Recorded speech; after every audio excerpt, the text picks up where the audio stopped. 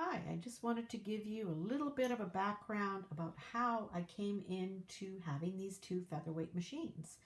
I just happened to be looking online a couple weekends ago, and I was just looking up used sewing machines. I do that once in a while just to see what's out there. And I came across a rather blurry picture. It was one of the motors of one of these machines, and I thought, well, that's odd. I wonder what that's for. And when I clicked on it, sure enough, there was a picture of a featherweight. So I was pretty pleased.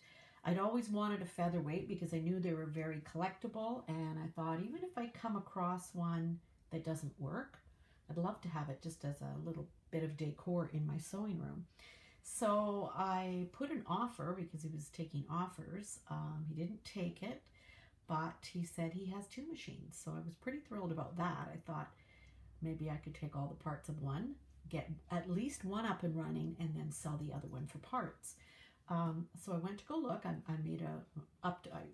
increased my offer. He accepted it. I got them for a very, very low price. I actually got them for $40 each, if you can believe it. And so he accepted that, and he had been carrying them with him, moving them around with him for many years. And he just didn't want to do it anymore because he was moving again.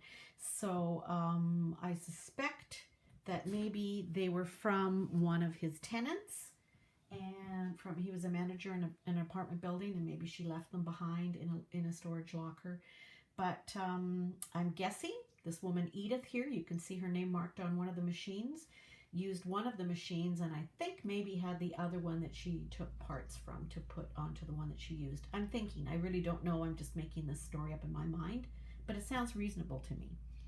Anyways, I'm going to get both of them up and running. Now, I've sort of tested them out a bit. I know both motors are working, so that's great. One of them is missing a bobbin case, a presser foot, and the motor pulley knob. So I know those things you can get. I've already placed orders for some of the items, so I'm waiting for those to come in. I put an order in on the singeronline.com website, so waiting for that order to come in.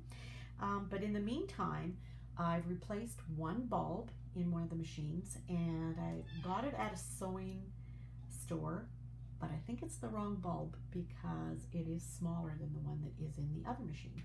So I've since bought a new bulb, and hopefully that will work a bit better. And I did buy a new belt, which I replaced on one of them, and I do have a bit of a video on that. And also I just went to a thrift store today and found a vintage Singer straight stitch presser foot. So I'm happy about that. So I will be putting all these bits and pieces together, and I'm going to be videotaping it, showing you what it is as I'm going along. As I say, I've never done any of this before, so this is all new, but it's kind of a fun project to do. So I will show you the two machines.